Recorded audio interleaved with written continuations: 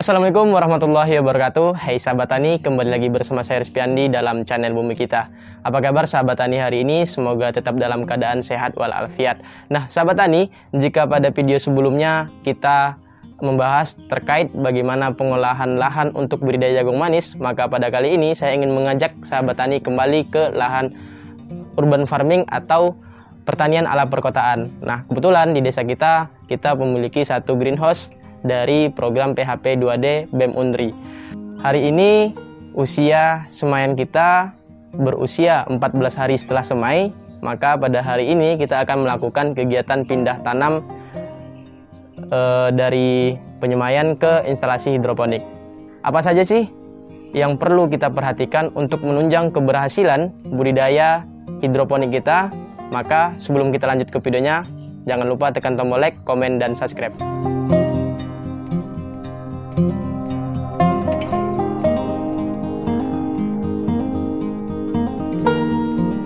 Sahabat tani, di budidaya hidroponik, kegiatan pindah tanam bisa dikatakan gampang-gampang susah. Kenapa? Karena kalau kita di konvensional, kita hanya memindahkan ke tanah. Tapi kali ini kita memindahkan ke air sebagai media tanamnya. Jadi perlu kita perhatikan beberapa hal sebelum kita melakukan pindah tanam. Untuk yang pertama kali, kita perlu memperhatikan bagaimana kondisi bibit yang kita semai. Jika kita benih kita selada, maka sebaiknya seladah kita tersebut sudah memiliki sekitar 4 atau 5 daun sejati baru kemudian kita pindah tanamkan. Apalagi di instalasi hidroponik kita ini menggunakan sistem DFT, yang mana sistem DFT tersebut memang rock wall tersebut memang menyentuh air nutrisinya, sehingga memang sebaiknya digunakanlah ataupun kita tunggu bibit kita tersebut sedikit besar baru kemudian kita lakukan pindah tanam. Kecuali sahabat tani menggunakan sistem NFT, karena NFT yang menyentuh air nutrisi tersebut hanya kain flanelnya sebagai sumbu dan kemudian nanti dikirim ke rock wall sebagai media tanamnya. Langkah kedua sahabat tani yang perlu kita perhatikan ialah kesiapan instalasi hidroponik kita. Nah untuk di poin kedua ini hanya berlaku bagi yang instalasi baru ya sahabat tani ya, seperti yang kita alami. Beberapa waktu yang lalu kita coba melakukan pengecekan instalasi dan kebetulan ada beberapa instalasi yang mungkin tidak sesuai pada kemiringannya. Jadi ada beberapa titik yang air tersebut melimpah di lubang tanamnya, sehingga ini bisa dikatakan mubazir nanti air nutrisi. Kebetulan pada kami kita belum mengisi air nutrisi, hanya air biasa saja. Jadi itulah langkah yang perlu kita perhatikan. Nah untuk langkah yang kedua ini mungkin juga berlaku juga bagi kawan-kawan yang sudah instalasinya ditanam berkali-kali. Nah tetapi bukan pengecekan, melainkan melakukan pembersihan instalasi hidroponiknya. Apakah ada tumbuh lumut atau segala macam, itu perlu kita lakukan pembersihan. Karena lumut sendiri merupakan makhluk hidup sahabat tani. Jadi ketika kita biarkan, ini akan terjadi persaingan nutrisi dengan tumbuhan utama kita. Memang sama-sama tumbuh sahabat tani, akan tetapi jika kita berbicara keefisien ataupun penghematan nutrisi, maka disinilah kita akan terdampak dari adanya jamur ataupun alga yang tumbuh pada instalasi hidroponik kita. Untuk langkah ketiga, kita perlu melakukan persiapan di lubang tanamnya. Yang pertama meliputi pemotongan kain flanel. Jika ini sahabat tani masih instalasi baru, maka sahabat tani perlu menyiapkan kain flanelnya.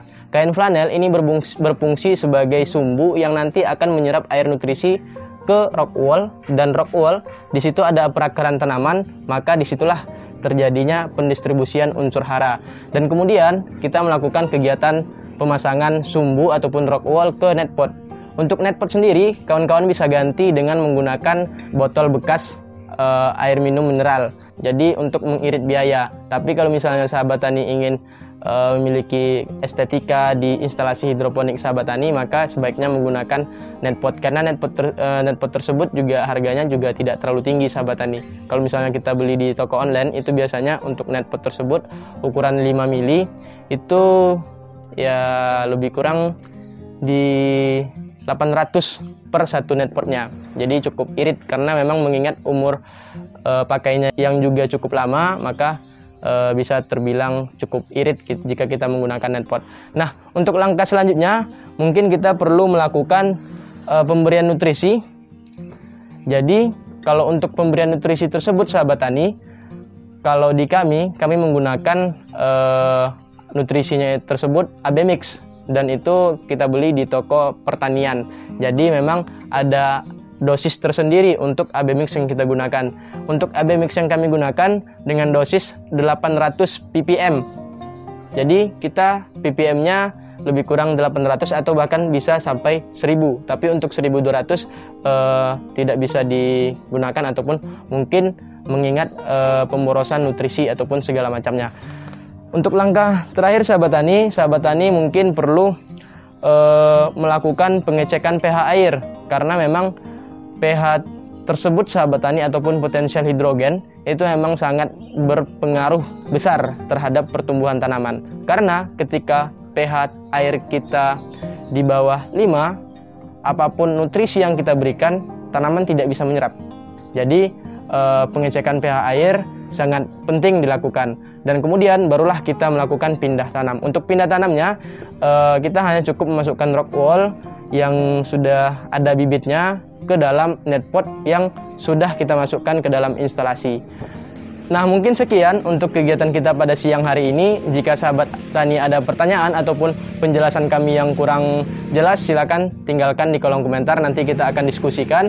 Dan ataupun jika sahabat tani memiliki